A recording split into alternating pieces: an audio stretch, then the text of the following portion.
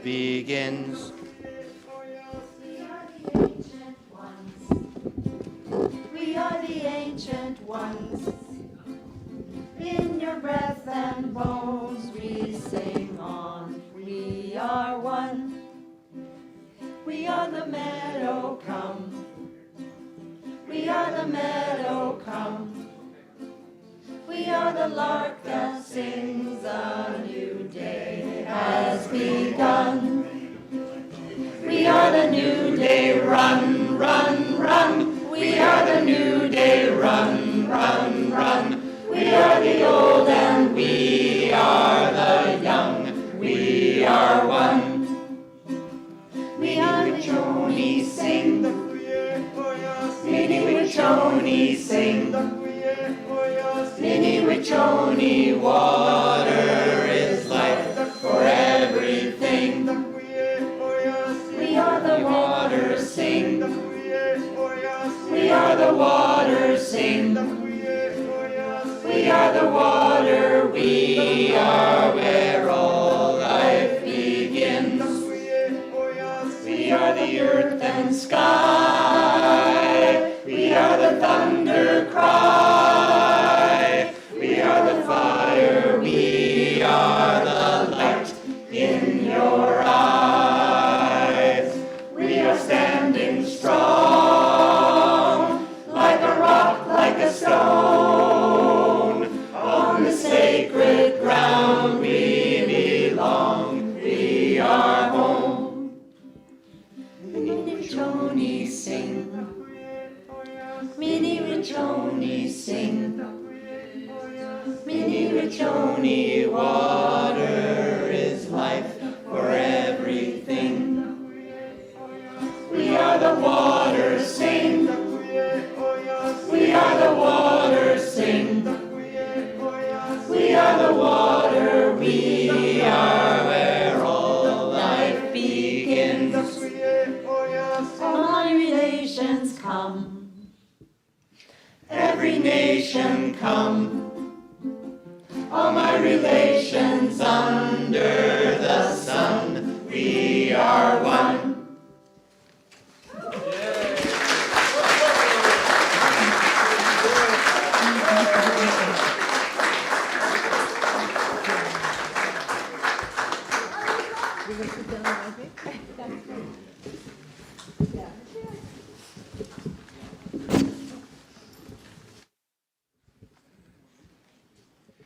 Good evening.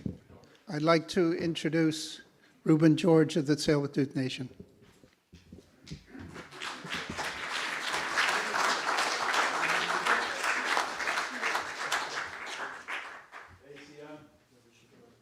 Good afternoon, my beloved relations. Thank you for coming out for this. I'm excited to see this and hearing some things about it. So. For the live stream? Okay. So I've been hearing some exciting things about this, and I think it's important. I think we tell history with art. It's been like that since man picked up a rock and etched some things on a wall somewhere, you know. All around the world it told stories. You know, as you know, all our stories is not too good. $31 billion is not too good, right? You see what they came out with?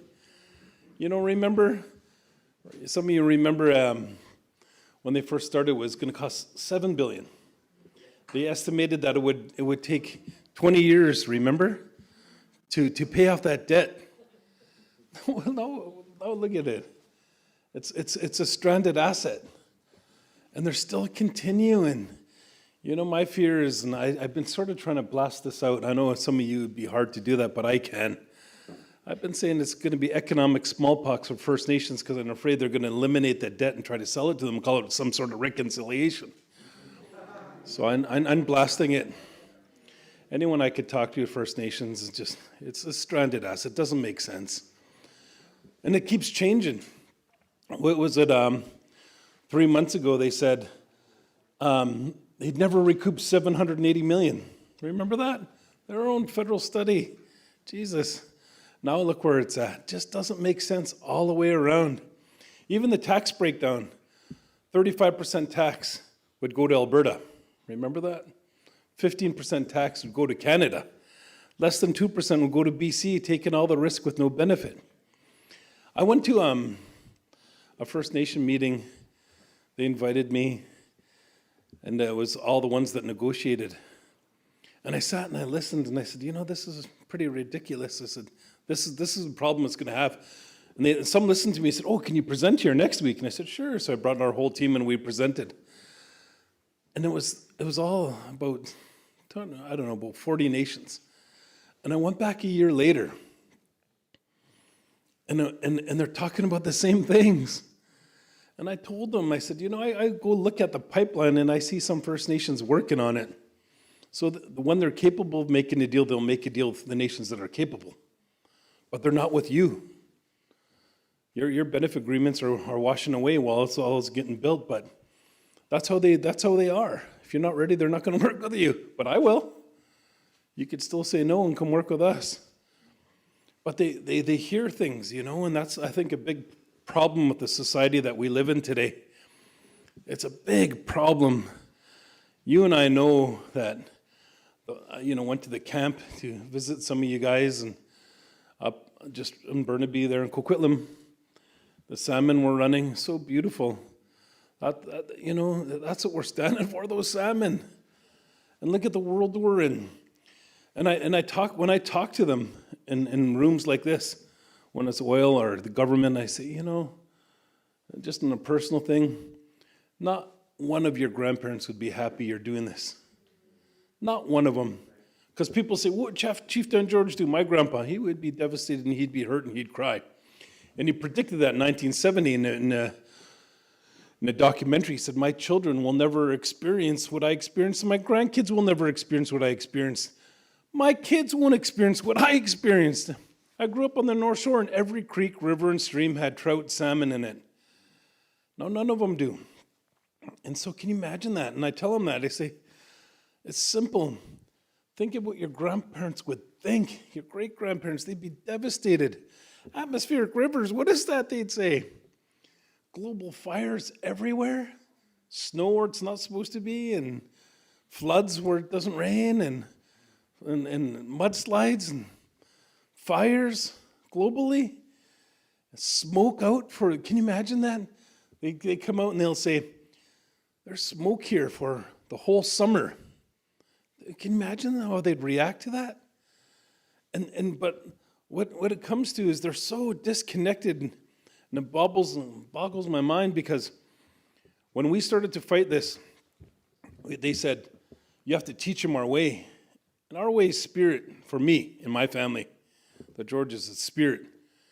And that's our law, truth, family, health, culture. We do a lot of ceremony around all this stuff all the time. And I said, holy smokes. The elder said, teach them our way. And I said, how could I teach our way of spirit to people who don't even understand they carry spirit inside of themselves? That was Richard Kinder back then. Now it's Trudeau today.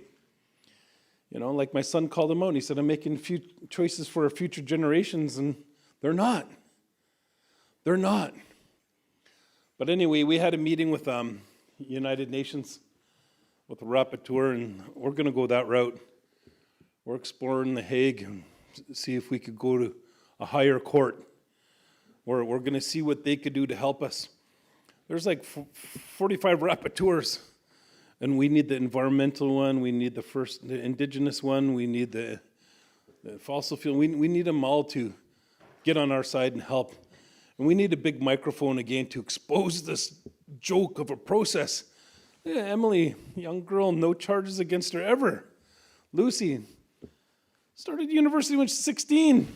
Just good kid. I worked in that field helping some people in parole, and they get 20 charges against them for something, and they'd never ever see a day in jail. But when you mess with that injunction, they go to jail. All of us, all of you. That's wrong. And then look at what happened in court. That was wrong. They said, you know what, you're right, they're going to kill the orca whales. Yep, you're right, your economic analysis, the ones you did, they're right, Canada's wrong. You know what, you're right, they copied your evidence. So they agreed with you, but we're not going to look at that. we're just going to side with the best interest of Canada. When we win, we lose. And they told us that. They said, those court systems are just a branch of Canada, and who owns the pipeline? But we still have to stand up and we have to be creative again. We have to be creative again, because if everyone goes and gets arrested, and then you have to stay away from the pipeline and stay away from events close to the pipeline. They're methodical in what they're doing, and we have to expose it. It's funny. I just do a picture of myself in the sun smiling, and I get like a whole bunch of likes. I'm 800. Today I posted some important things, came out in the news, and I got 5 likes. They mess with everything. Why not? They got all the money. But we have to be creative. We have to be creative. We have to go where they're going again, and that's what we're going to do. Remember when Trudeau tried to get on the Security Council for United Nations? Remember what they said? We're not going to let you go on there because we gave you recommendations of how you mistreat the First Nations over there, so no, you're cut off. We have to do that again. And whatever you're doing, do it too. And like this. Do it like this. Do whatever you have to do. Because I'm getting mad again, and and it's frustrating. But I want to call him out again. I'm going to pray to be in that room again and call him out and make it loud again. We know United Nations can't do anything, but it's a really loud microphone. The world could listen to. When we went there, when Cedar and Canihus went there, they're like, this is what they do. And they're like, what? Canada? The nice little country Canada? No, they're not nice. They're abusive. The police and everybody were hurting those girls up there. So we have to educate the world, and that's the part that we're going to do. We're going to go there and see how far we could go. If hopefully The Hague, that'd be really nice. Well, we'll see. We're exploring those ideas, but we're not stopping. 100%. We won some. Remember that. All of us here kicked out Kinder Morgan out of our country, right? We need victories like that again. We need that again, and I believe in each and every one of you. I believe in you. I'm going to relish that opportunity to do it again and stick it to them. Stick it to, again, the insurance companies, some of you guys are doing. Stick it to and Cedars is going over to the RBC AGM. Stick it to them too. Expose that. They don't care. They don't care because in the deal, if it fails or if it works, they're still going to make their money. They're the broker in between. But we have to expose them too. I don't know, some things I think about too is, I wonder if they really want to get rid of Trudeau, get those other parties. I think of that sometimes. Get those, our enemies or friends. Let them fight each other over that. $31 billion. What the hell? I don't know, I'm really angry, and it's good for me because it motivates me, and our team's motivated, and I know you are too. But thank you for doing this. I'm happy you do this. I love what you do. I got to visit you and talk to you up on Burnaby Mountain and really know your art and know your soul that's put into it. And this is the bright stuff for me. Even the songs, I like your songs too. I was enjoying your songs there. Thank you. You're welcome. But this is part of it. Because those songs, when you sing, this is what I believe. You put how we smudge and how we do ceremonies. Doesn't matter what it is. Every ceremony I've been to around the world is fire, earth, water, and sky. That's what it is. Every single culture and spirituality, they do that. And some use incense, candles, we use smudge. But something represents each of those things. And when you sing, that's connected to the air spirit, and you build up your spirit by singing those songs. I believe that. And in our ceremonial artifacts, and some are artistic. And, you think you take a tree and you kill it and then you carve something. No, you take it and you put life back into it and metamorphose into what it is. And that's what this could be too. a spirit. That's what I really believe. And that's what we have. That's what we have. And that's what separates us from them. Because look at them, spiritless people. All the work you do to include those songs, to include the art, and protect what we love, the lands and the waters and everything that's a part of it. Even them being dysfunctional.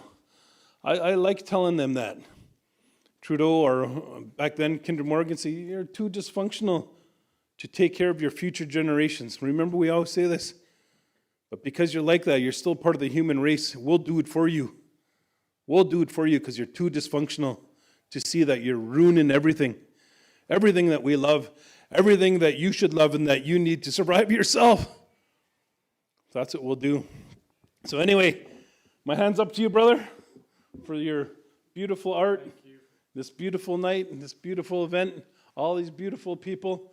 Many, many blessings to you, and we're going to fucking stop that damn pipeline still, you know? So thank you.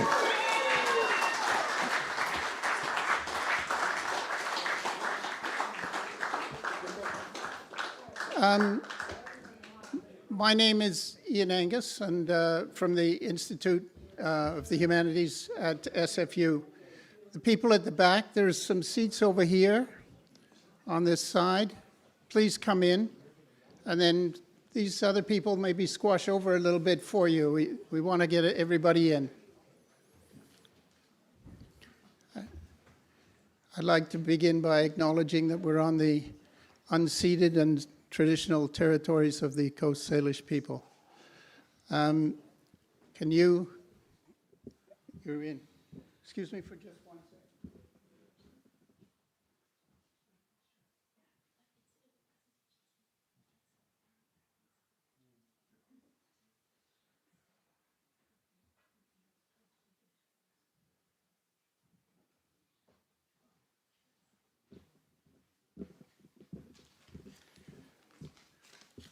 Okay, well, I next want to just spend a couple of moments. I'm not going to do fancy introductions of everybody. Everybody who's coming here has done a lot of things and many useful things.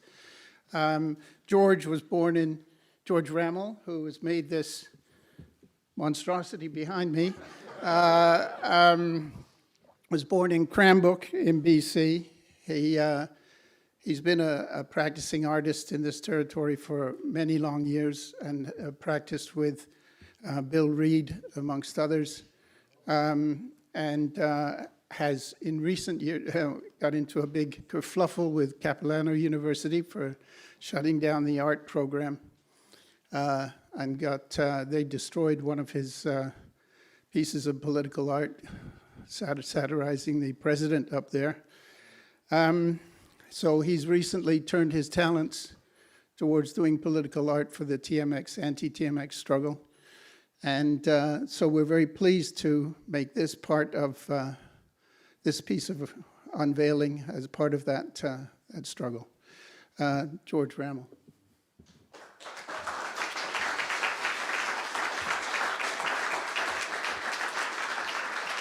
Well, I just want Reuben George to come up here and pull off that veil.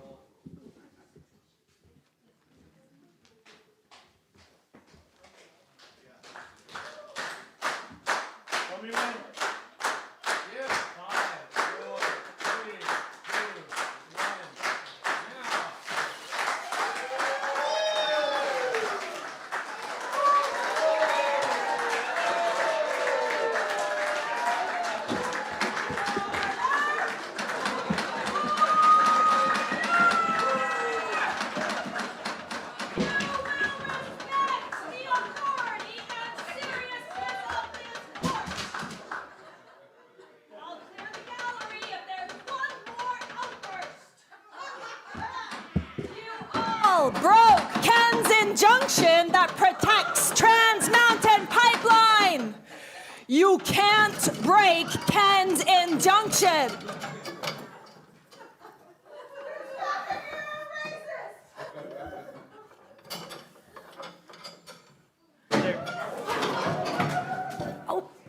There's hundreds of you, but you're all guilty. This won't take long. Remember, I'm right, you're wrong.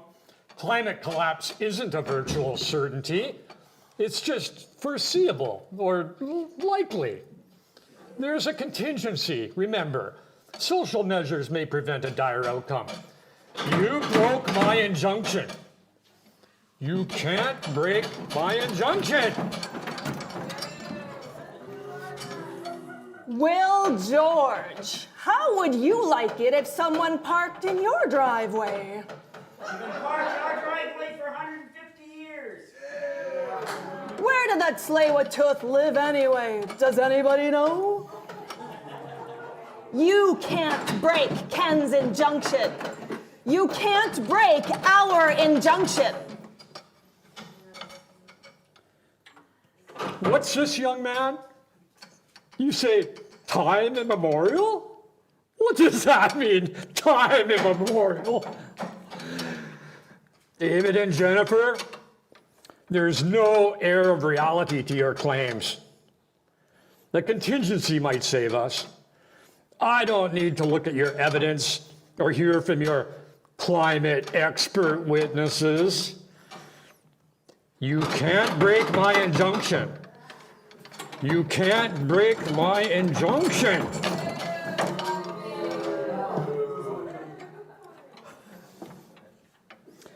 Keep our arms locked together so they can't drag us away.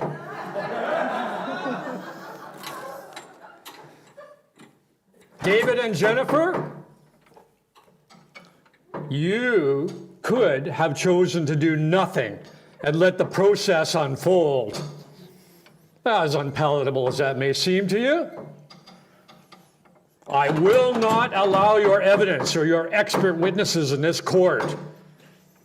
But we have no alternative through politics or law. 21 days for you. Take them away. There, that'll keep them quiet. They're not scared of us.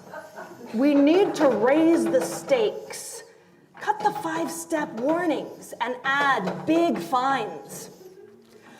Your environmental concerns are of no concern to this court. I'm not a scientist, I'm a judge. And I conclude your views are entrenched. Emily Kelsel, you and your friend Maya broke Ken's injunction. But if we do nothing, we suffer from eco-anxiety. Eco-anxiety? Is that a real word? Eco-anxiety?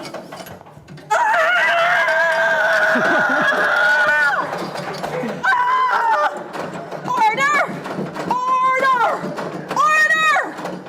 It's off to the Alouette Women's Correctional Center for you.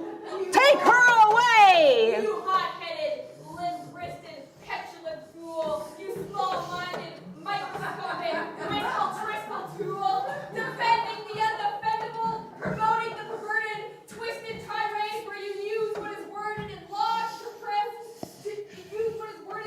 to uphold the will of oppressors. You quash all resistance to your murderous measures. We fight and we love and we burn because we care. You are the evil you spare to impair. Take her away! Good, and I'm glad, and I'll do it again. You don't scare me, just beauty and friends. This system is twisted. Why try and pretend I'd lay down my life for this pipeline to end? Take her away! That's what you get for breaking Ken's injunction. You all broke Ken's injunction.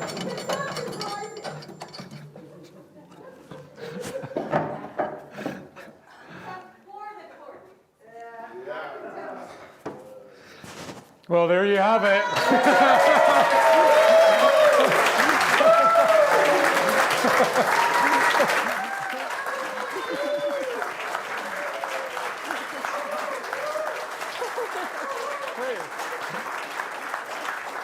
Hey,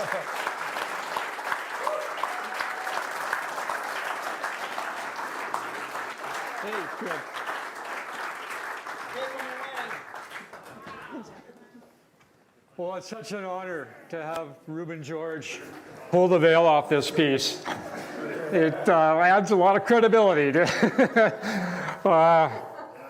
it was great having the solidarity notes here with Earl Peach. I just love his pieces. I just love that community that he builds, regardless of what we do. You know, it doesn't matter what our skill sets are. This movement needs everything. Minister Barry Morris, I was brainstorming trying to find a site for this, you know, and when I first thought of the church here, because, you know, Barry was arrested, he's been holding meetings here with Jim for years, Jim Lydon, and Nancy suggested this is the perfect place because churches are a place of refuge and sanctuary in times of war, and it just seems appropriate somehow. I've got to thank the BC Arts Council because they financed this project.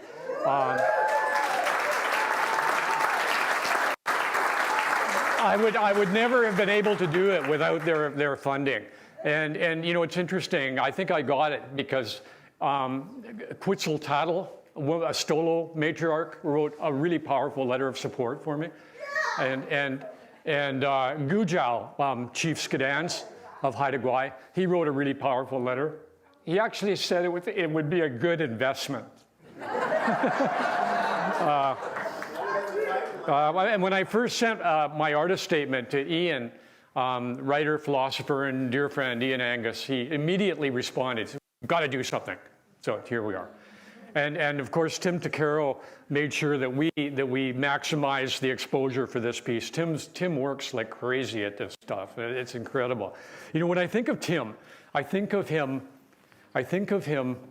providing seminars, educational seminars to the world from his laptop way up in a cottonwood tree above Burdett Creek. And I think, oh my God, what a powerful resistance that is.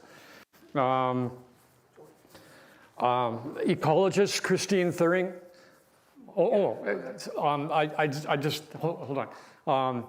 Christine has been working like Tim behind the scenes to maximize the exposure for this. And she is very qualified to be the voice of Fitzpatrick. Yeah, it was great. Very informed. David Gooderham and Jennifer Nathan are here, and they are my mentors in terms of really understanding the science and politics of what's really going on here. You know, and well, I mean, it's complicated. There's so many layers to it. But you know, David is such a powerful lawyer because he's also an artist, and he thinks outside the box. He really does think differently than a lot of lawyers because he's so creative.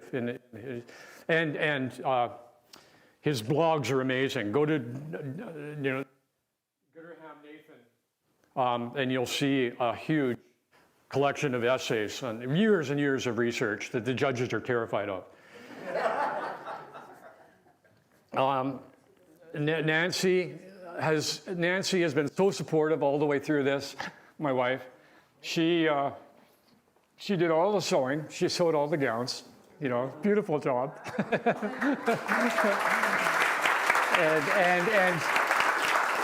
and Nancy did all the. I'm a dinosaur. Digitally, you know, I guess that's why she handed me this. But you know, the thing is, she put this essay together for me that it was with photos and everything. She's a genius. She's an artist too. And my son Coulter coached me on welding techniques to keep me going.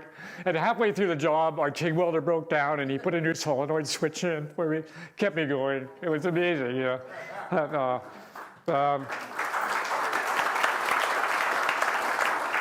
Alex Phillips is here, artist, educator, writer, Alex Phillips.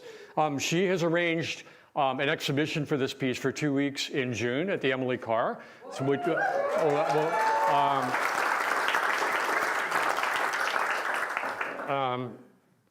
I'd like Tim to speak now. Yeah. Thanks, George. I just wanted to thank everyone for coming and also thank a lot of people behind the scenes that made this happen. The Protect the Planet media team, Lucas and Elwyn, thank you very much for the video. Renee Desro and Mark Jacobs, who were our strongmen this morning. I also really want to thank Mary Armakelian, who arranged for the streaming, so there are many more people able to see this tonight. Thanks to Mary's work, and again, the Protect the Planet media team getting the word out. So it takes a lot of people to make something like this happen, and they all deserve to be thought of and remembered. You know, I'd like to say, if I was really wealthy and wanted to do something, I would channel money to like Raven, you know, respecting Aboriginal values and environmental needs, and I'd give some money to Protect the Planet. There's so many groups, you know, but I would also, you know, invest in some young people because they can motivate other young people. And you know, when I think of like the Braided Warriors or Zane Hack or Emily Kilsaw, I mean, these are young people that really have the capacity to mobilize in a really massive way for the kids that are scared about their future. And, you know, providing them with a piece of plastic to just buy what they need to keep going on this inertia would be so valuable. You know, how much are they going to spend as coffee money to some people? You know, Emily might go out and buy 100 T-Rex outfits. You know, the last thing Justin Trudeau's going to want is to see a herd of T-Rexes coming down the road towards him, you know.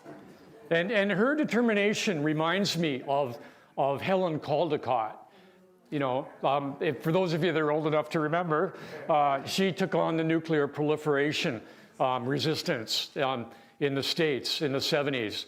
If you're younger, you might want to look up the video, If You Love This Planet.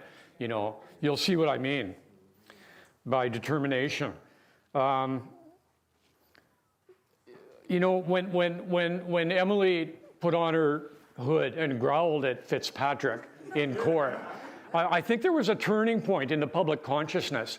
I think that the public suddenly realized, wow, like that's what it's down.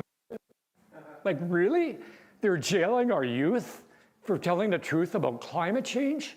Is that really how? What you know? I mean, it's ridiculous what's going on. I think. I mean, I think she needs to be removed from the bench, period. I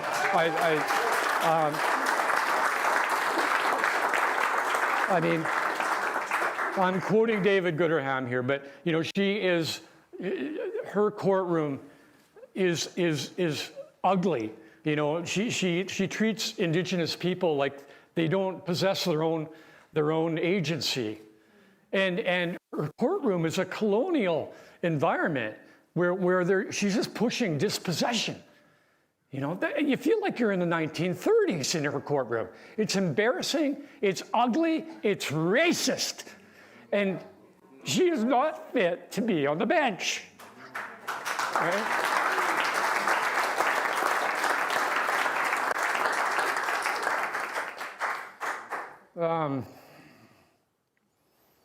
You know, you often wonder how judges get coronated to be judges. Like how did this guy get to be a Supreme Court judge? I've been thinking like I always thought they were superior human beings with a real insight in the world, right? Philosophers. His role in life, his role in life was to be a lawyer for big tobacco. That's his history. Yeah. I beg your pardon. It's true. You defended big tobacco for years. I did not. You did too.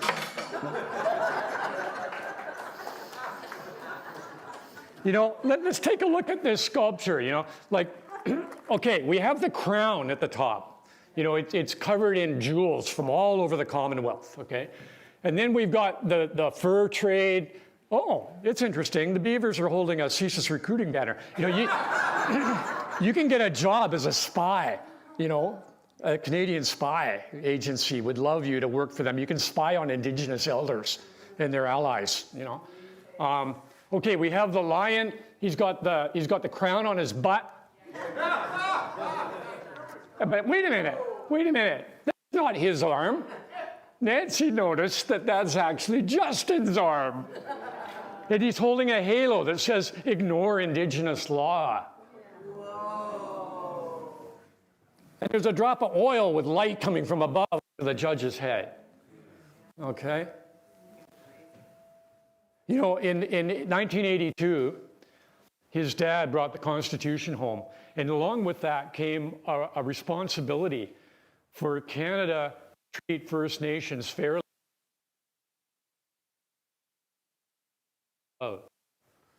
You know why the actual Canadian coat of arms has a unicorn on it? That's a symbol of Scotland. And the reason it's in chains is because Britain took it by force in the late 14th century. That coat of arms, which Bill Reid always said the coat of arms was like the closest thing to a totem in that it speaks to your ancestry, right? Okay, British ancestry, okay? It's British ancestry. It's time to retire it, but the fact that this is a symbol of conquest, that's what these judges are working under. That's the mindset that they're focused on, right? They've got blinders on. They have such a limited worldview because that's all they know. It's like the world monetary system coming down from above. They're working under that. I drew them in court. They're literally under that symbol of conquest. Who's the man from Glad? Okay, this is Chief Justice Robert Bauman, whose lips conveyed judicial buffoonery of a historic scale. When he actually told David Gooderham, after he told him he was going to ignore all his evidence and his scientific witnesses, that you could have chosen to do nothing and let the process unfold. The process he's referring to is a planet that's 3 degrees warmer than pre-industrial levels by the end of the century. But you have a responsibility to be a good Canadian and do nothing. As unpalatable as it may seem to you. You know, if that quote from that man is a violation of Indigenous rights of all their allies that are fighting on their behalf. It's important she get dragged off the bench, but it's also important to look at the much bigger picture. And the much bigger picture is the myopic worldview these judges have. I mean, why aren't we drawing from the humanities for judges? It boggles my mind. The whole thing is a gong show. I mean, you people have been to court, you've done jail time, you know what a gong show it is and how they keep changing the rules as they go along. You know, when Jim Leiden and Stacey Gallagher were arrested for defending the Tsleil-Waututh, you know, because of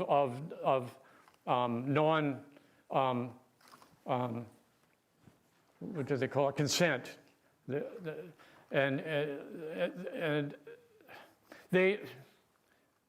The Federal Court of Appeal actually came to the same conclusion a few days later. Okay, so why aren't these judges apologizing to these men? They should be given retribution for their damages. But these judges won't apologize for that. You know, I mean, the second round of consultation was just as much of a gong show as the first one. You know, it was all fluff. Oh, by the way, I made 2 Justins.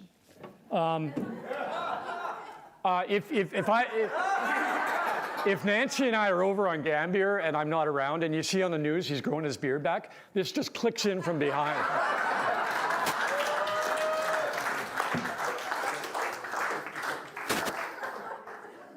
And by the way, for anybody that has been arrested and fined or you're planning to, I want you to have some fun to come back here, take a look at the back of the piece later. You'll see where all the pulls are. There's the jaw pulls, there's the arm pulls, there's the head, and I want you to have some fun, okay? Because it's very therapeutic. That's what Gujao said. If you're not having a good time, you're not gonna win.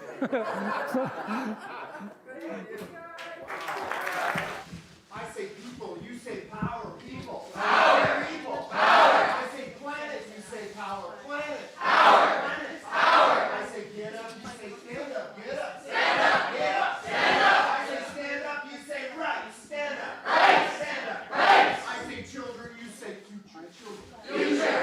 Future. I say planet, you say strike. Planet. Strike. Planet. Strike. Excuse me. Idle, you say no more. Idle. No more. No more. I say land, you say back.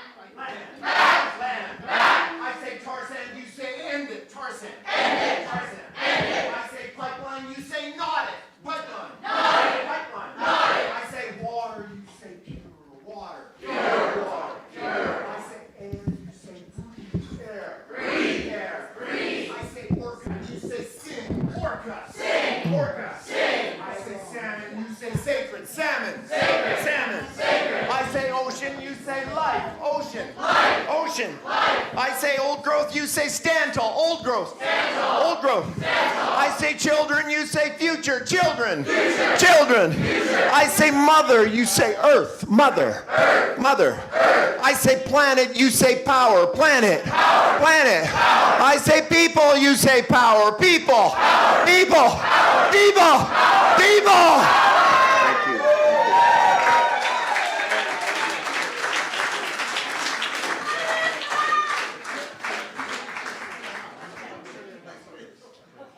Thanks, Don.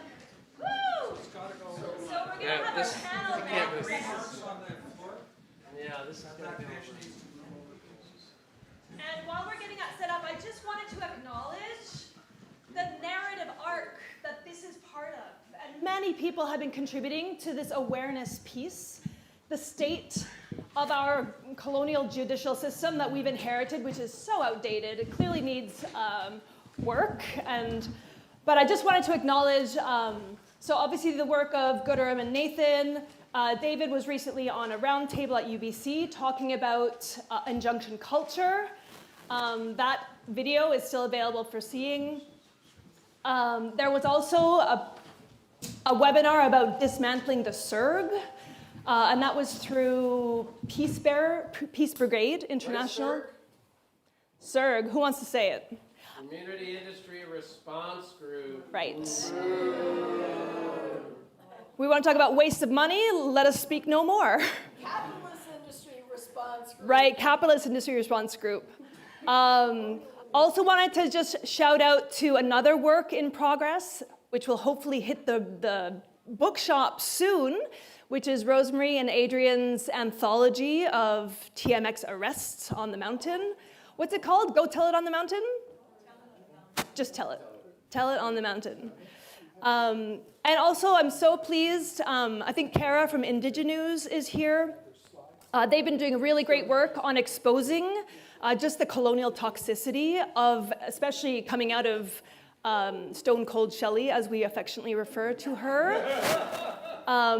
Yeah, so big up to Indigenews, and also I'm so grateful too. I wrote an opinion editorial that was published today called The Weaponization of the Courts and Why We Should All Be Concerned. So, yeah. Thank you. So thanks to everyone for being here and for everything that each of us does. Let's move into the panel.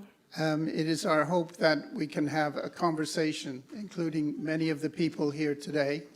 We're quite well aware that many of you have a lot of experience and a lot of thought about these matters as well. But we have a few people that we've asked to come and make some fairly short remarks at the beginning to just get the conversation started. So Michelle Silongan, if you would come up here, please. Alex Phillips and Ruben George, you want to come up and sit here or not? Okay. If you would come up and just sit here, and I'll introduce you while you're doing that.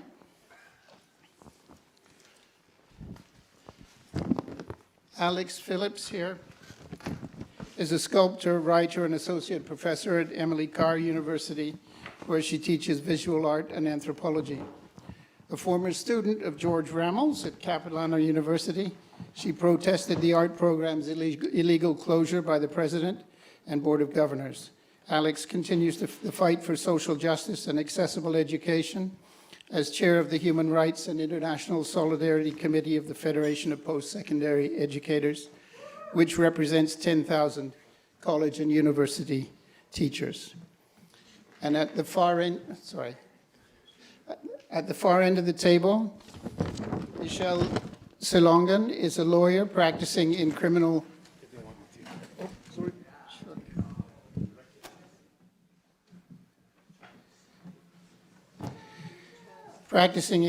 defense and civil litigation on the territories of the Kwantlen, Musqueam, Katsi, Semiahmoo, Tsawwassen, Clayoquot, and Coquitlam peoples.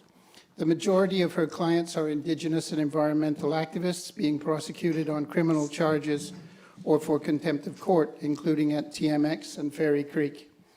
And she is currently counsel for both conviction and sentencing TMX appeals before the BC Court of Appeal.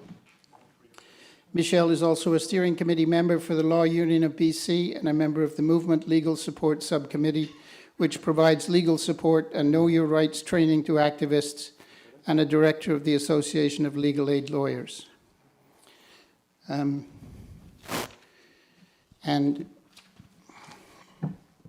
Ruben George, whom you heard before, is of the Tsleil-Waututh Nation and an Indigenous community organizer and spiritual leader. He's a Sundance chief and has worked across Canada and the United States facilitating workshops in healing and wellness. In his present position as Director of Community Development for the Tsleil-Waututh Nation, Ruben oversees the education, social services, employment and training, youth and elders programs, family support programs, and the Tsleil-Waututh Nation Daycare and Early Childhood Learning Center. So we'll have some opening remarks to stimulate your thinking. We'll go first Alex Phillips, then Michelle Silongan, and then Ruben George. Okay, can I start? By way of placing George's piece in context, I've been asked to say a few words about protest art and its effectiveness as an agent of social change. My first observation is that in an economy driven by consumption, in which everybody is conditioned by birth, from birth to buy, the very act of making a thing of the hand and heart is an act of protest. Stepping outside the cycle of consumerism to communicate to one's fellow human being through the vehicle of art, be it music, performance, painting, or sculpture, is an act of resistance. Now, George's work follows in a long and storied tradition. Here's an image from a work he did satirizing the former president of Capilano College, Percival Bullcroft, she who destroyed Cap's art program unilaterally while taking her pet poodle to work. It's linked to the scathing early 19th century caricatures of the legal profession by Honoré Daumier. Some of you may have noticed these in the lawyer's office you've likely visited in your struggles against TMX.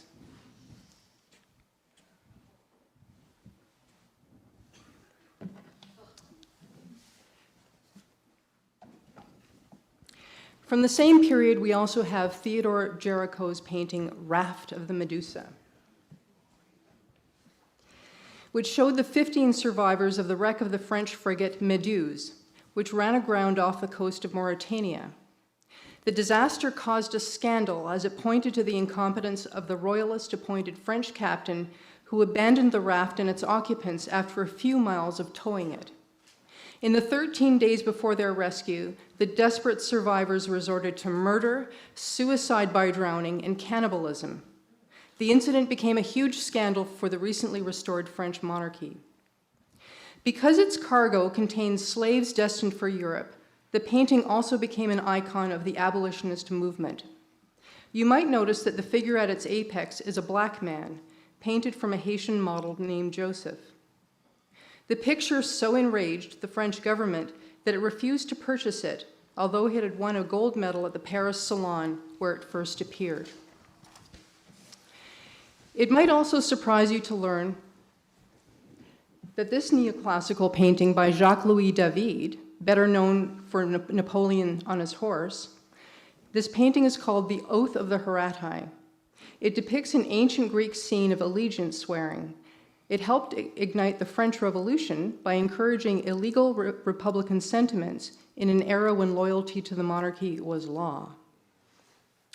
George's work also links with the ancient tradition of carnival, where once a year the streets of Europe were filled with massive puppets of the rich and powerful, while little boys paraded around town as kings for a day, and donkeys wore bishop's robes and held mass.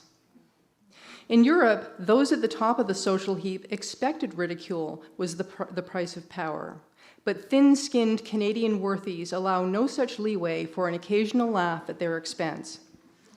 One of the legacies of colonialism is always having to say you're sorry, or it's off to the slammer for wearing a dinosaur suit, or should I say, a sorry sir suit to the sit-in.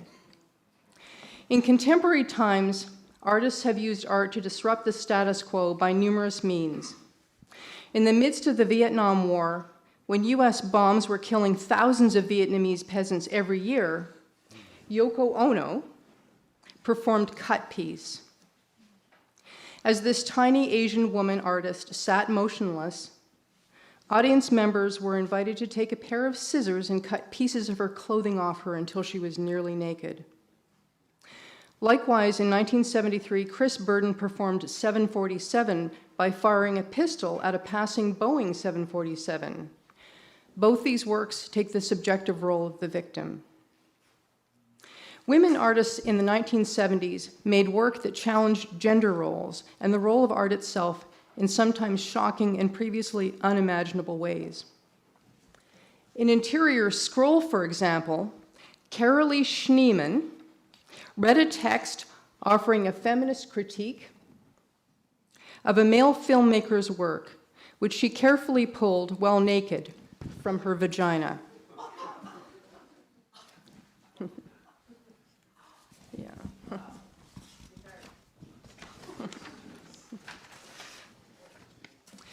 For her part, Barbara Kruger deployed Soviet-era style posters that critiqued power relations from the battlefields of women's bodies to the tyranny of consumerism.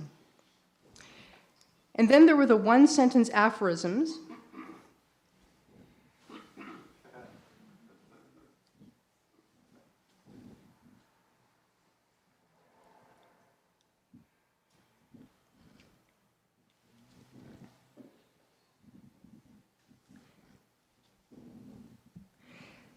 of Jenny Holzer,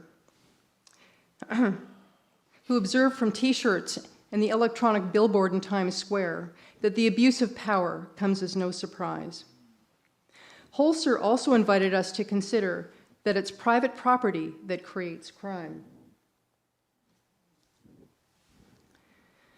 While art can't pass motions apportioning a greater share of civic budgets to housing the homeless, it can give visibility to causes that would otherwise go unnoticed. Some of you will remember the days when the AIDS epidemic was a secret death sentence confined to the community of sufferers, largely gay men, and their immediate families. That was until they began building the AIDS quilt. Suddenly, this massive collaborative art project that stretched over several football fields made visible the enormity of the crisis. helping to spur public officials in Reagan-dominated Washington, as well as private donors, to find a treatment. One of my favorite works of protest art was done by the Russian group Voynia. Under cover of darkness, they painted a giant red penis on the road running over a bridge in Moscow. By day, when the bridge was raised to let ships pass through, the penis stood straight up in full, defiant view of KGB headquarters across the street.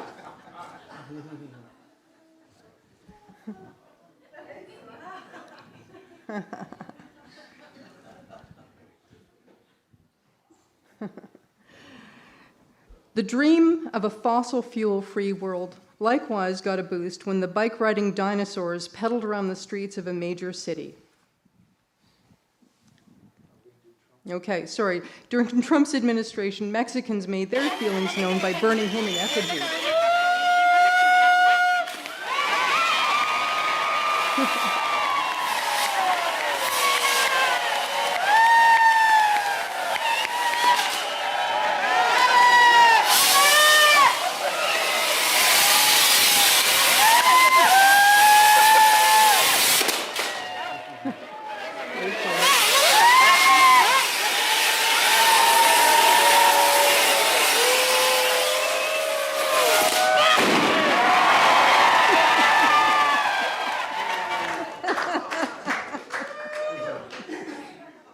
Yes, and the dream of a fossil fuel-free world likewise got a boost when bike-riding dinosaurs pedaled around the streets of a major city.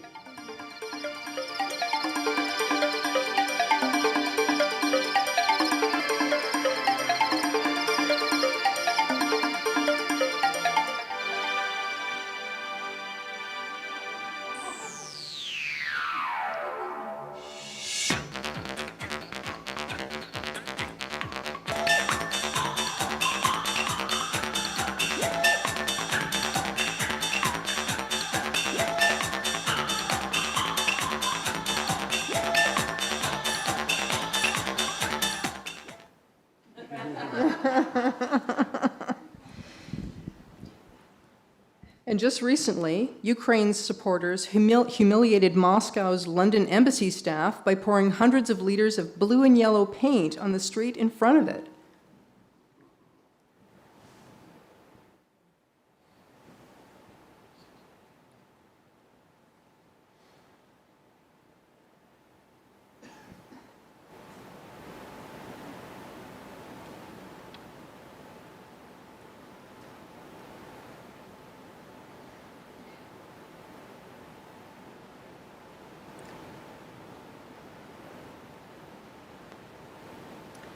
And to return to feminist action, Pussy Riot recently performed Putin's Ashes.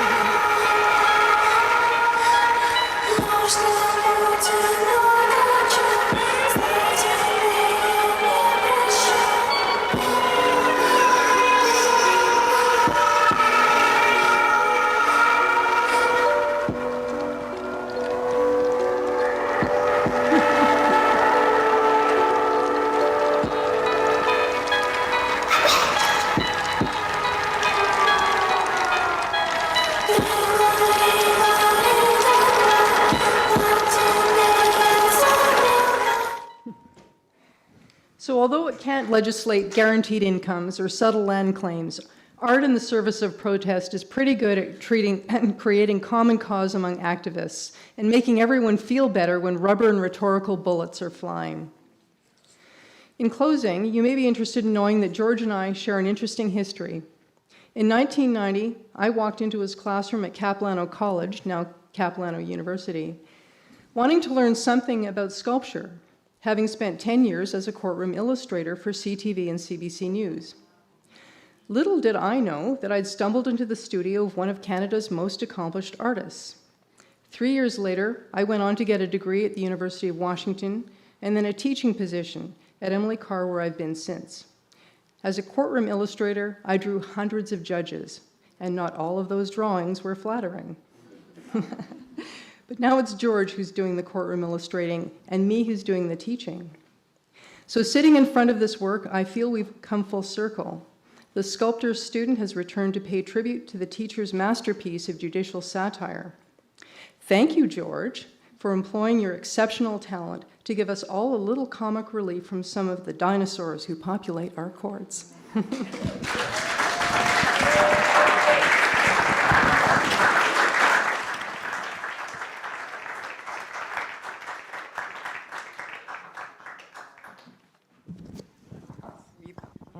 Oh, great. Presentation's up. Hello again. My name is Michelle Salongan.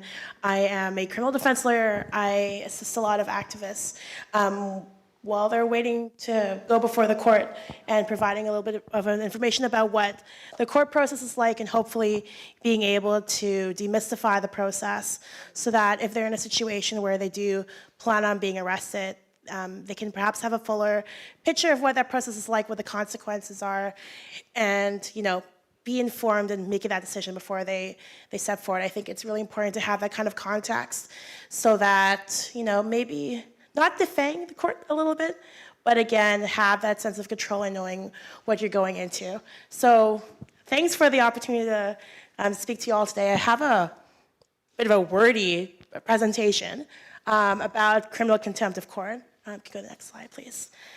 So I am a lawyer, so I will say that there's a disclaimer that this information provided in the presentation does not and is not intended to constitute legal advice. It's that all information, content, materials available on this are for general information purposes only. My hope with this presentation is to, again, provide some of the language that the courts use while discussing contempt of court and other civil disobedience actions. You know, as a lawyer, I do think that there is value to learning and recognizing their language when navigating through the court and the prosecutorial process.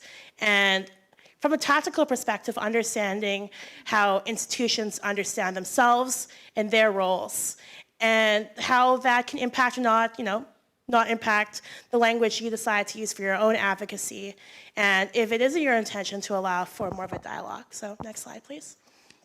So, you know, people who've been arrested, people who are thinking about being arrested, the question is, as a political act, what are you hoping to accomplish through the court process? Are you looking for a win? Are you looking for something to be overturned? Are you looking for your Perry Mason moment where you look the court and the judge in the eye and they fall to their knees and cry and understand? Are you trying to convince the judge of the irreversible damage of the pipeline? What do you think you can accomplish through the court systems that you otherwise couldn't? Or ultimately, is it a platform to speak your voice in expectance of a predetermined outcome? Next slide. So this is when I'm going to go into lawyer hat mode, and I'm going to, it's a slide here about how courts define and establish criminal contempt of court. It is very wordy, so maybe just hands up the people who can actually read what's on the slide. Okay, so on the left, it asks, what does the TMX injunction prevent people from doing per Affleck's order? Quote, physically obstructing, impeding, or otherwise preventing access by Trans Mountain, its contractors, employees, or agents to or work in any of the sites or work areas. The legal elements that are needed to prove contempt of court. And this is interesting because if you're thinking of someone who has a goal of obtaining an acquittal for your arrest, acquittals come from the prosecution not being able to prove to court the essential elements of criminal contempt of court. So, anybody here who was arrested at Fairy Creek? Have your matters already been dealt with, or are they in a holding pattern? Dealt with already? Okay, so we had a really recent decision. It's called the Henderson decision. And what the consequences of those are for people who haven't already had their matters dealt with through the courts and who did not have an injunction read out to them, which unfortunately means the people who arrested Trans Mountain, but not the people at Fairy Creek. Because what happened in that decision through Justice Thompson was instead of reading the injunction, the police read a short, like a little short warning for people, essentially saying that, you're blockading the pipeline. If you walk away, basically, you're blocking the pipeline. That's against the order. That's bad. You're going to be arrested for contempt of court. And what Justice Thompson eventually decided in his decision, and this is why I put on the left what the TMX injunction prevents people from doing, is essentially the police were seen as it's not giving people adequate understanding of what they were impeded from doing. So there is an example at Fairy Creek of an Indigenous person walking back and forth carrying a drum and playing on the drum. And the police arrested him. But it was argued successfully that that act that he wasn't doing didn't constitute a blockade. He was mobile, he was active, he was moving. So he was not found guilty of criminal contempt of court. So again, that's why I've provided the elements here needed to prove to contempt of court, because if your goal is an acquittal, if Crown cannot prove these legal elements, they don't have contempt of court made out. So you haven't committed contempt of court. So the order must say directly what shall or shall not be done. The person alleged to have breached the order must have had actual knowledge of it. And the person alleged to have breached the order must have intentionally done the act the order prohibits or intentionally failed to do the act the order compels.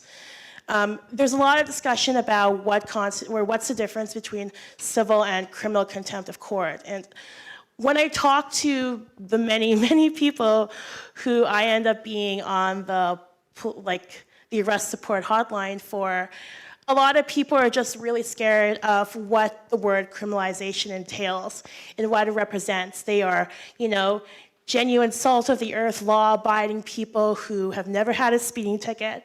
And all of a sudden, by act of their principles, they find themselves on the other end of a line that they never really thought that they would be on the end of the line of.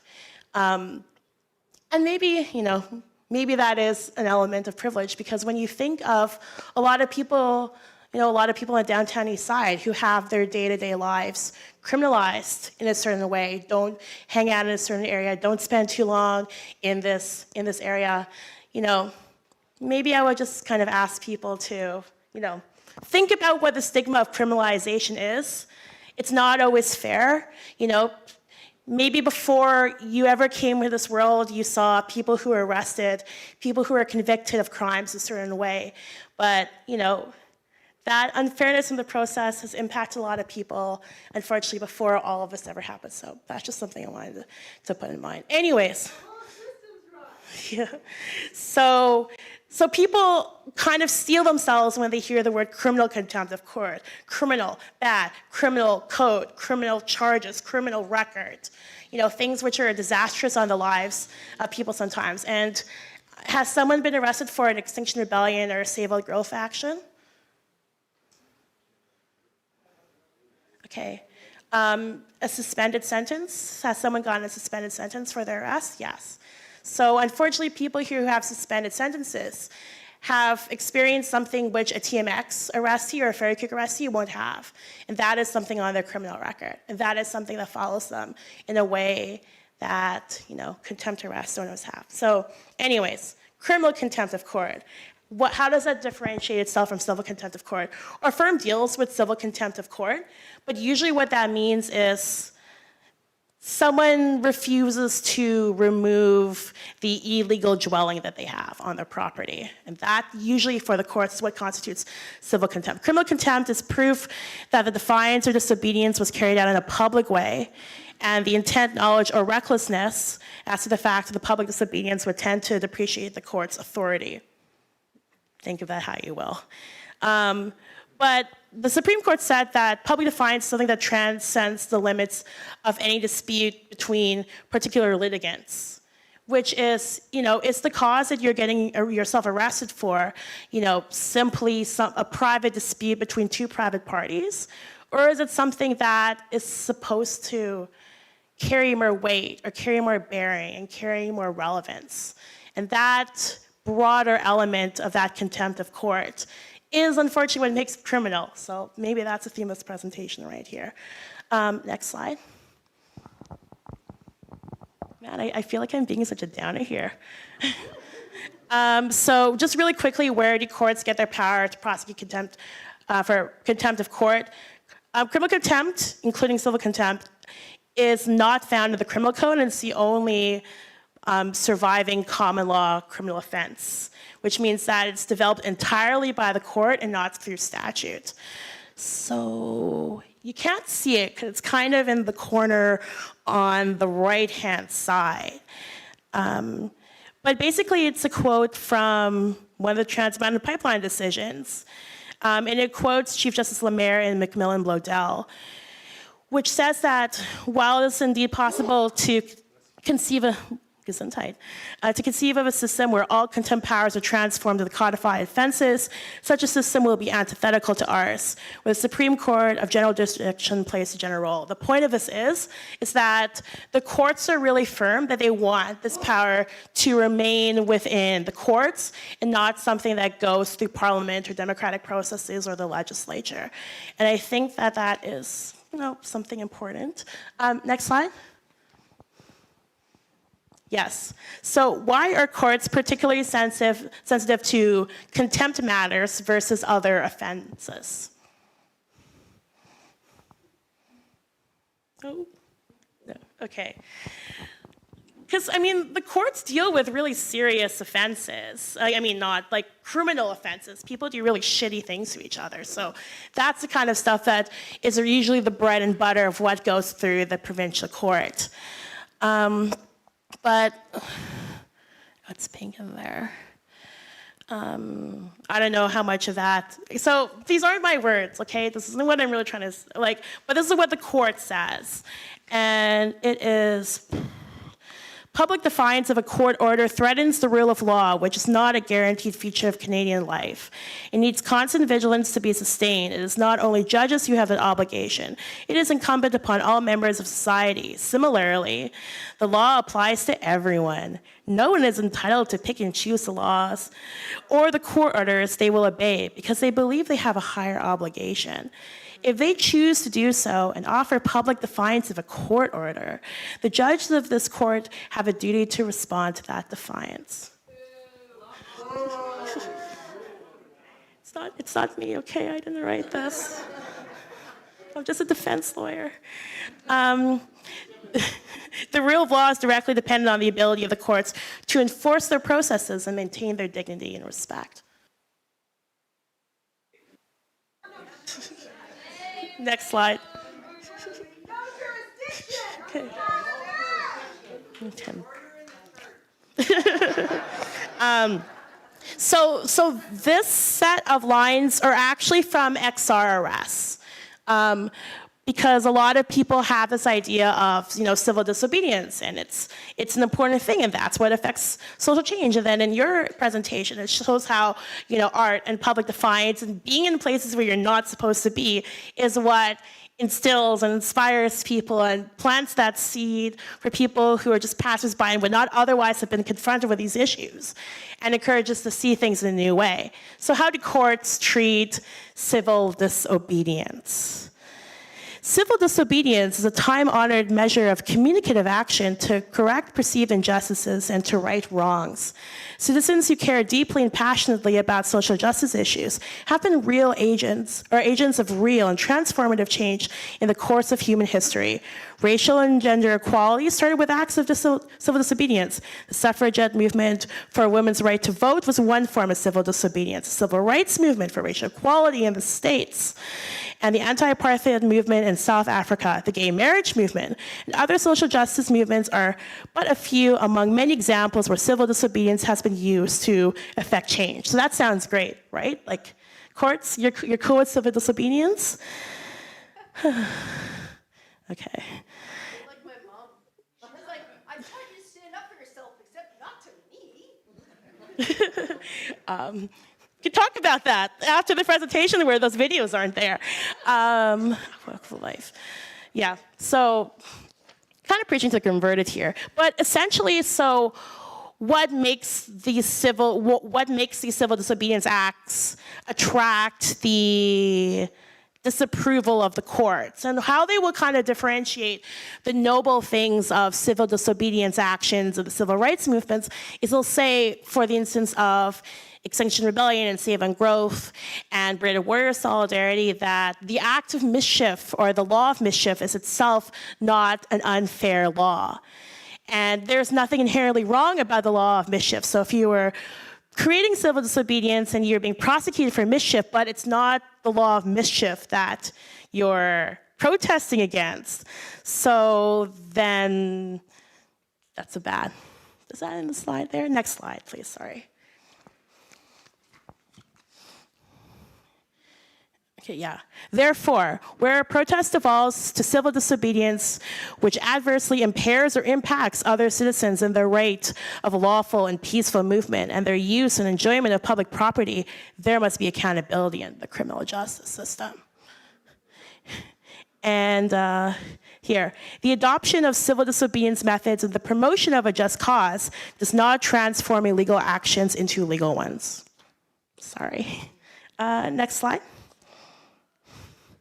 Okay, don't worry, I'm reaching the end here. So, examples of unsuccessful arguments at Trans Mountain trials are on appeal, and again, not for lack of trying. And the first one is, sorry, I think you're like, no, because I know that sometimes, I'm gonna say collateral secondary attack, and people are gonna be, it's a not a popular word here.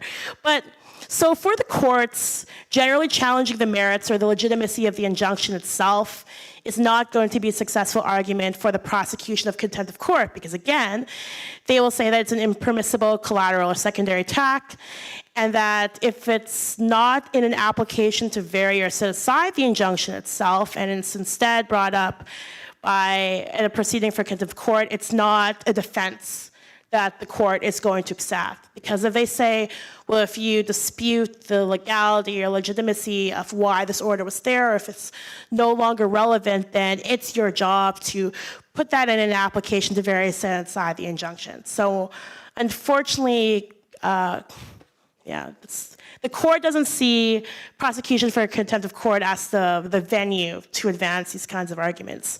Other unsuccessful arguments were that arrestees did not intend to obstruct a particular person or vehicle or intend to obstruct all access to the terminal. They believed that the injunction precluded them from exercising free speech as protected in the charter, that the previous Federal Court of Appeal decision had already quashed the NEB approval of the pipeline expansion. And the last one is defense of necessity. Next slide. What about the judge being racist? Not in a criminal contempt of court proceeding. So sorry. So I think that the law in defense of necessity, and I am part of a lot of defense lawyer groups where they kind of talk about when the next opportunity to argue defense of necessity is going to be. You know, some people are of the mind that it's a holding pattern to see if there's other courts in Canada that are, you know, going to offer more fertile ground, because unfortunately what we have with Trans Mountain is not fertile ground for defense of necessity. So unfortunately it is a bit of a developing thing. Because the way that the courts work now is that to be involuntary within the meaning of necessity defense, the wrongful act must be inevitable, unavoidable, and afford no reasonable opportunity for an alternative course of action that does not involve a breach of the law. So, fortunately, it's a really uphill battle, and you know, people who have a lot of more experience than me in terms of navigating the colonial court systems, we're still trying to scratch our heads about when the next juncture of this is going to be. And next slide. You know, this is the theme of this art piece, but the court will respond that alternatives to breaching the injunction exist, and there's a meaty paragraph which kind of explains how you did it bad. Next slide. Oh, sorry, was that it? Okay, that's all right. You didn't have to live through that much longer of that. The last slide was basically deference by the courts to democratic discourse. And this happens in a lot of litigations that deal with these kinds of issues. So the quote here from another Trans Mountain Pipeline decision is, do I need to subject you all to this? Lastly, I will observe that what seems to have been forgotten is the excuse of necessity is argued in this instance that we live in a robust democracy. Governments change their policy when public pressure is brought to bear, and governments themselves not infrequently leave office following elections, and therefore policies of one kind or another change. Okay. So anyways, so the last slide is, where does that leave us? So hopefully this bit of a whirlwind tour in terms of how courts understand themselves has maybe given you a bit of an insight to next time you are facing them or having to deal with that, to again understand how courts understand themselves, and then, you know, depending on what your intention is through the court system, you know, how to better have a dialogue, or alternatively know what they're going to come at you so you know how to respond more effectively. So those are my comments. Thanks.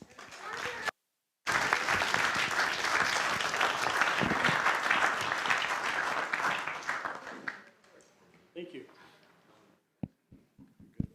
Thank you. That was good. Made me think of our court. It was 11 years ago. It was the national. I think it was the National Energy. Back then, it was the National Energy Board hearings, and they gave us 40 minutes. And 40 minutes to go over our 1,200-page assessment. And you know, we brought in world-renowned scientists and economists and experts and spill analysis, and all that stuff.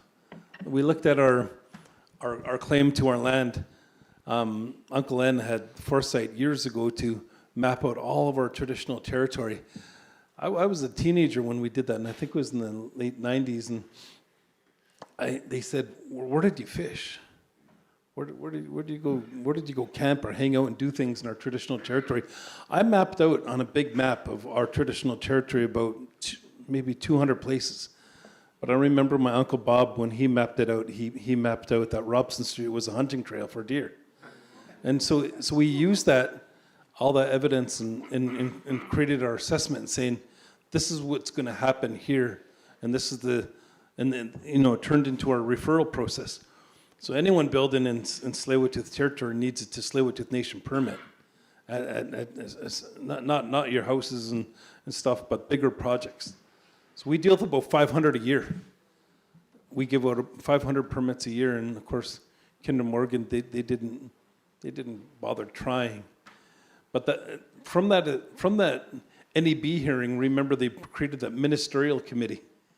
Remember they hired Stephen Kelly, who was an economist, that created 20% of Kinder Morgan's submissions to the National Energy Board, then was hired to work on that ministerial committee. And then they hired, I didn't bash her too much, but it was Kim Baird, worked for TMX. She's First Nations from Tuasin, but they got her on the committee.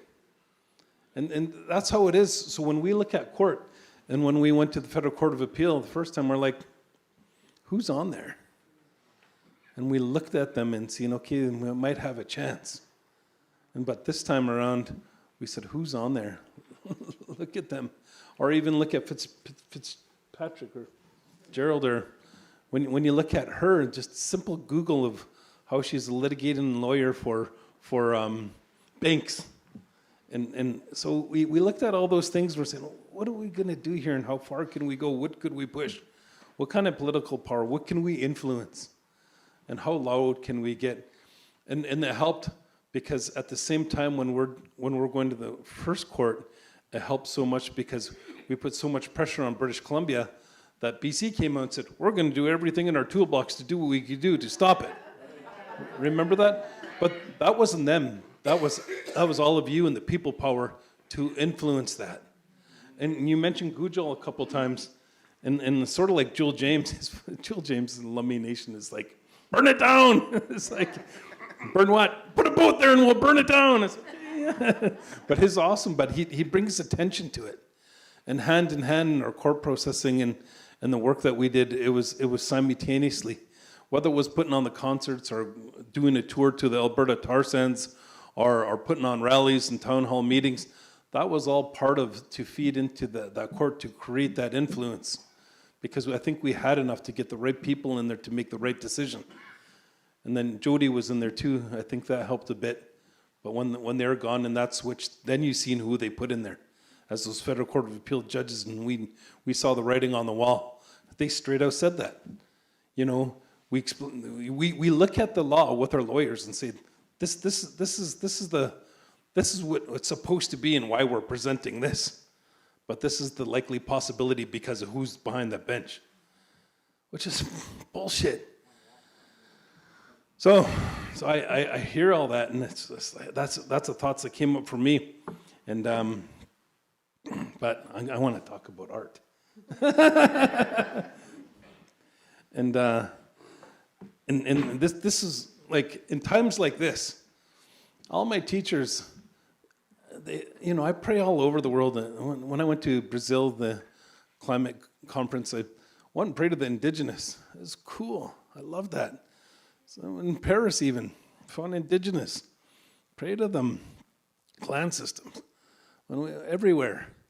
Thailand, everywhere. Southeast Asia, and Panama, Brazil, Peru, all through the States. And when we met, because like Gujal, there's Ninawa, Chief Ninawa is chief of 17 nations in Peru, and they're going to kill him and his family, his wife and his 5-month-old baby, for standing up, just standing up.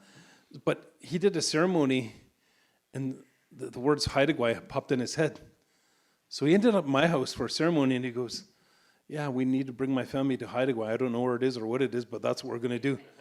And I called Gujal, and I said, hey, come to this ceremony. So he explained that again. He goes, I don't know what Haidagwai is. And he goes, well, I know what Haidagwai is because I'm the chief of Haidagwai. But they adopted him. He talked to all his matriarchs and chiefs, and they adopted him. But when we pray with them, they have nothing. I've been down there in the deep in the jungle, and they were going to cook a meal with a fire, and the guy went up with a machete to get some wood, and all forest everywhere. He wouldn't even cut down a tree. He walked in the woods for 2 hours and pulled back a tree that fell over. I was like, oh, geez, look at I drive my car and all this stuff, and look at these guys. They're just, and then they fight for it and they die for it. And they're before was it President Lula, right? Before he got in, you seen what they're doing. That they were killing them, and it was devastating. But but what I did see in their connection that they did have, and this is how I'm going to relate it to art. There's a sequence, there's a rhythm, and there's a vibration. In our ceremonies, in all their ceremonies too.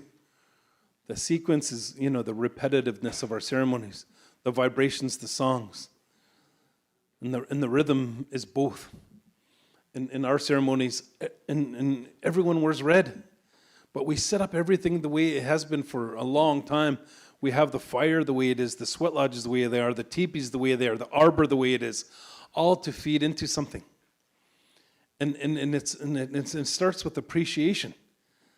One of the local writers, I remember, wrote a book, and he talked about how the evolution of the world changed from just greenery, just green, everywhere, just green.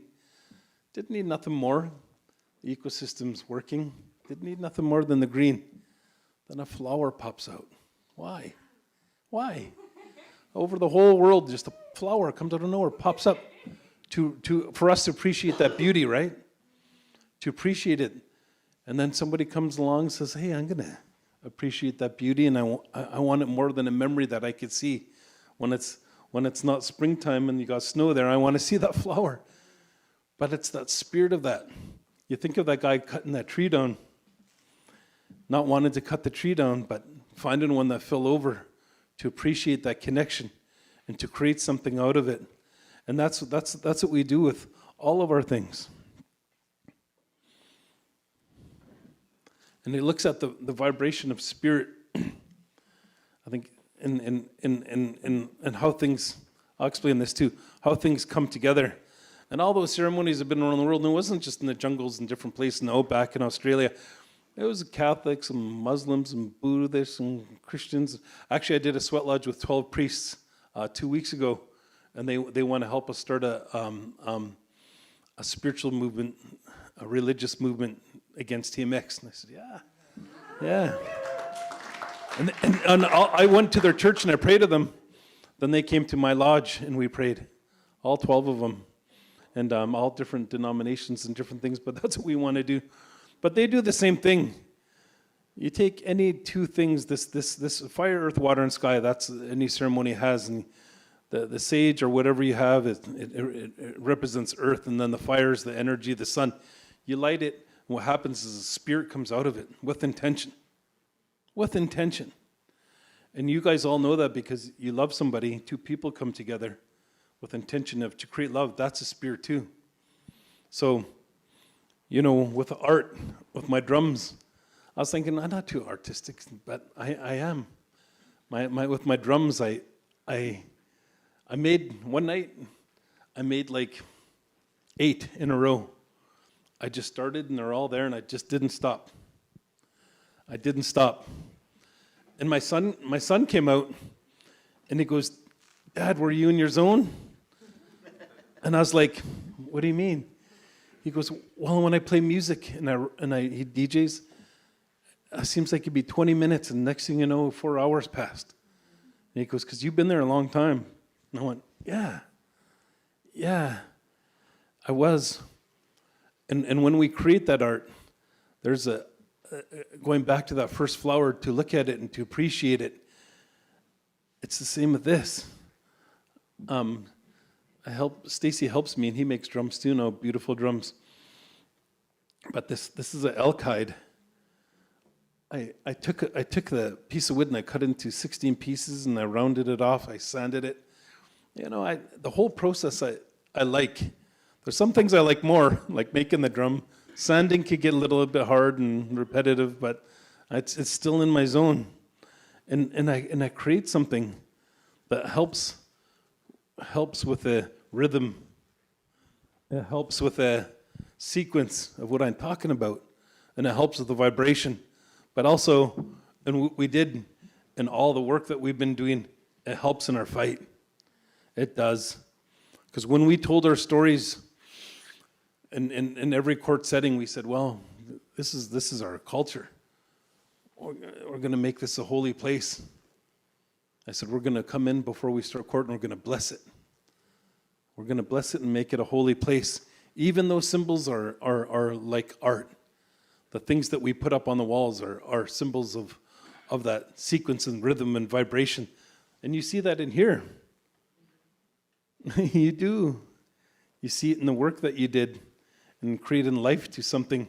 And it has a message, like all the things that you said. When you're speaking, this is what I thought of.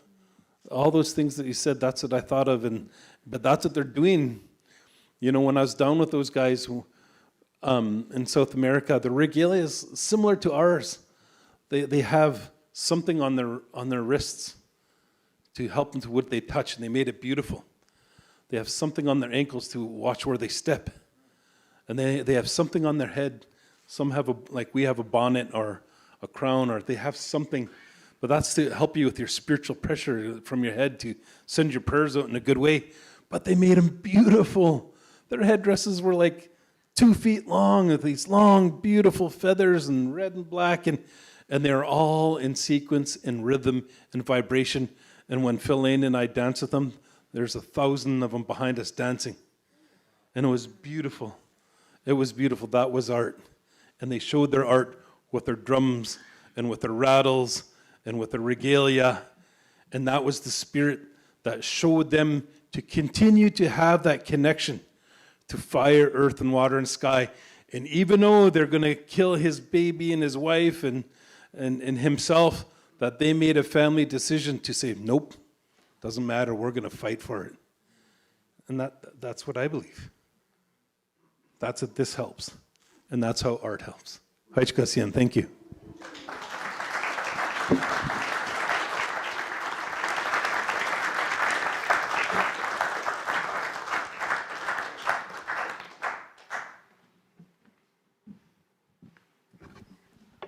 Well, this may seem like a bit of an anticlimax now, but I thank you very much to everybody who spoke. I think that was illuminating from many different sides. And this TMX struggle, it's amazing the different elements that it pulls together. And it really involves a whole way of life.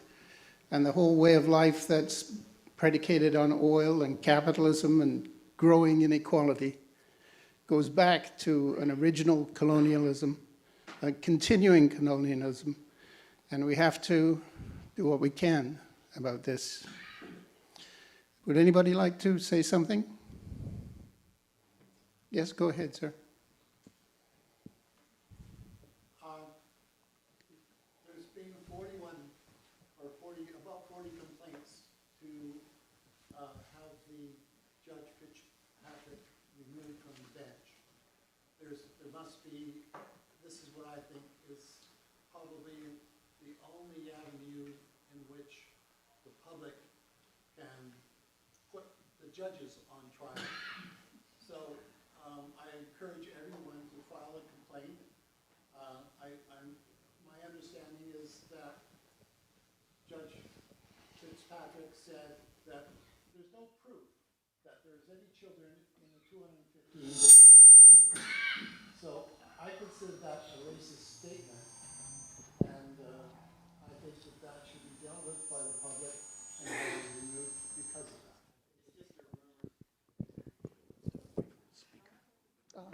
Okay, I'll stand over here.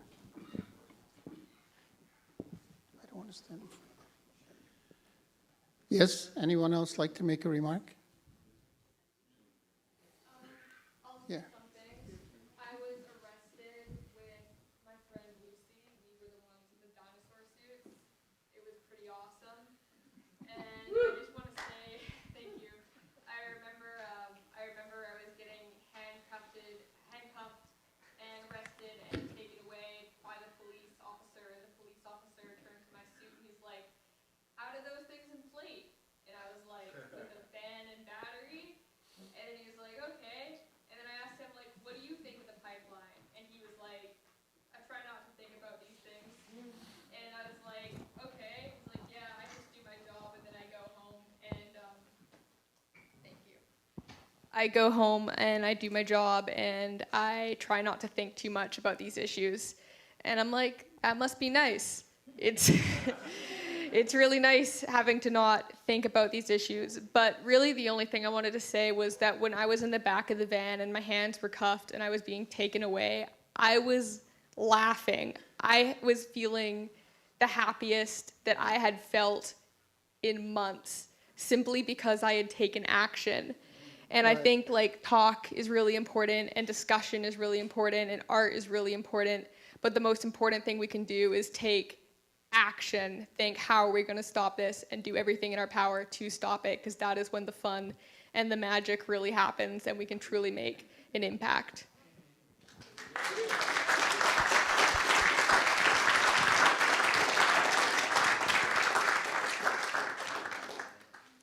Someone right here. I don't really like using microphones.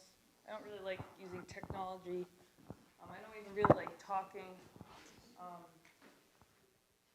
I'm a singer and a dancer, and if I had it my way, it'd be the only way I communicate.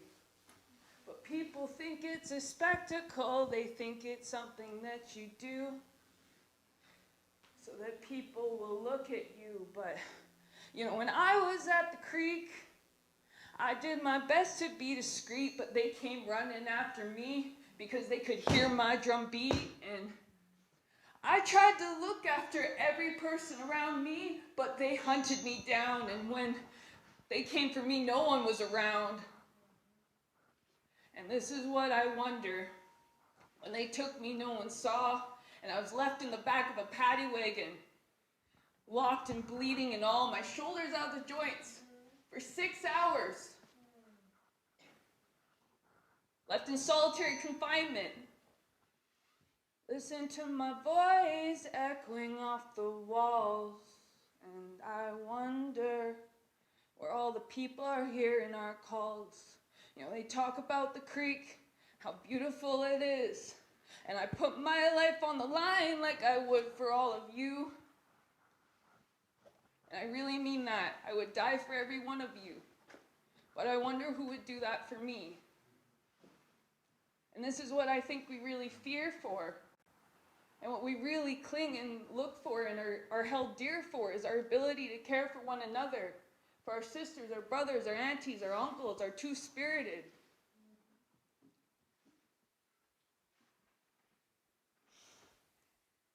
I say and I speak, and I allow myself to be visible, and I allow myself to be seen, because I have seen things in the street. And at least, like you said, at least when I was at the creek, I was being beat down for a reason. I think about it all too, though, before I went to the creek, and how when I sang in the street, people throw money at my feet. When I was out there, I was a criminal. Not just by the police, but by those who thought we should be a work camp, by those who thought we should be this way or that way. But there's something powerful in the ceremony and recognizing who really is with us, and in that clarity, gathering together and singing our songs, being fearless and not needing to just speak it. Because when I was in front of the court, I asked them, I said, I wasn't obstructing anything. Every single time I was arrested, they corralled me and they threw me to the ground and they left me worse off. Unable to walk, unable to speak, I was concussed. But no one knows. Where are all these stories? We all want to pretend like it's going to be an easy arrest, and maybe for some of us it is. And for that, we're blessed. But the mercy, I remember thanking them for giving me water. Why am I thanking someone for a basic human right? But that's what our society has come to. We thank people for being polite. We thank people. That's not true respect. We really need to care for each other, but we come from these disorderly families where maybe even our parents didn't treat us with kindness.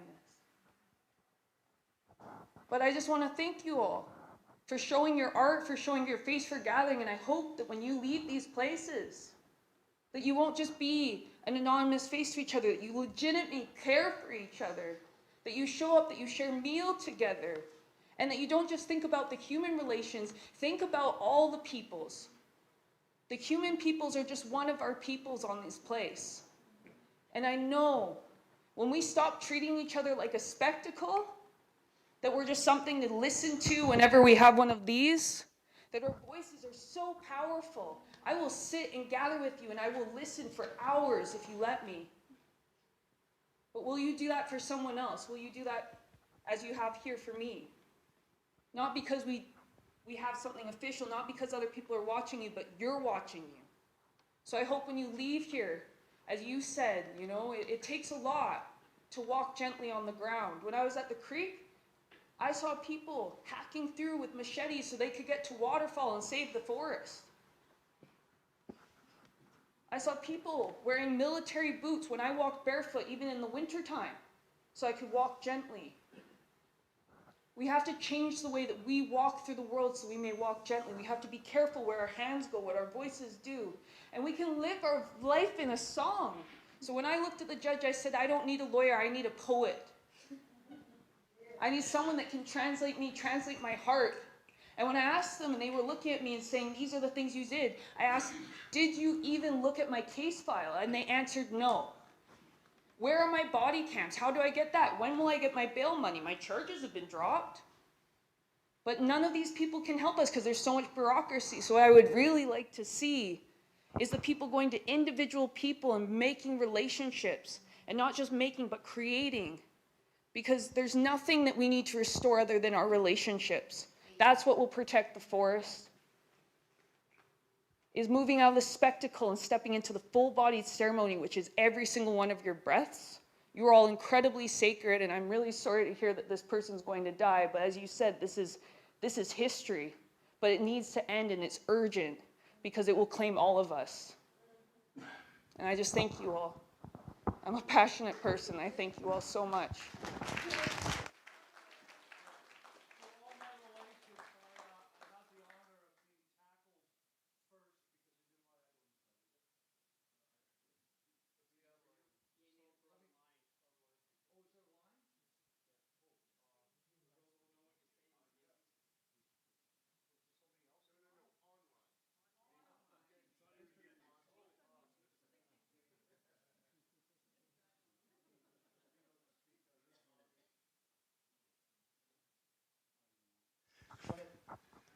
Yeah, so this is my niece, and I was attacked first by the cops. And we spent 7 hours together in a paddy wagon, and all we did was sing. We sang until they released us. I refused to give them my name, my number, and all that stuff. So that when it finally came to court, they didn't even know who I was. So I got charged, but yeah, whatever. But yeah, thank you for sharing from your heart. We'd like to sing a song. Yeah, if you guys don't mind, without a microphone, we'd like to sing a song. Are you okay with that, Ruben? Of course. Oh, and by the way, this was made for myself, and my Rita Wong received one as well at the creek, Fairy Creek. And after he gifted this, somebody please, thank you. Then he said we were married.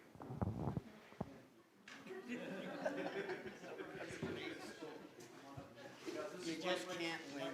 Dear relative Chilton, I'd like to share a song with you before you get back into whatever it is. Can I get you a hold?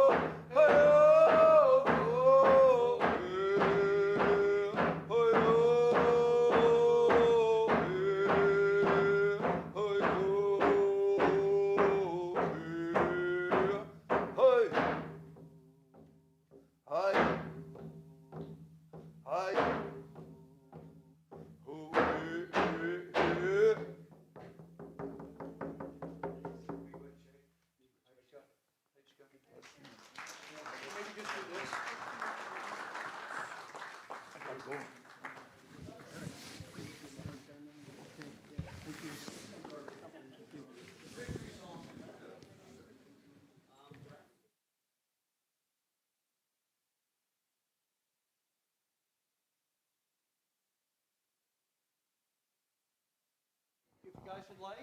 Yeah, we visited Will in jail today. His lawyer's going to try to get him out on a hearing in the next few days. He'll appeal his sentence at the Supreme Court of Canada. We don't know how that's going to go, so he wants everybody to know that his spirit is strong. And please do, please do keep an eye. Thank you.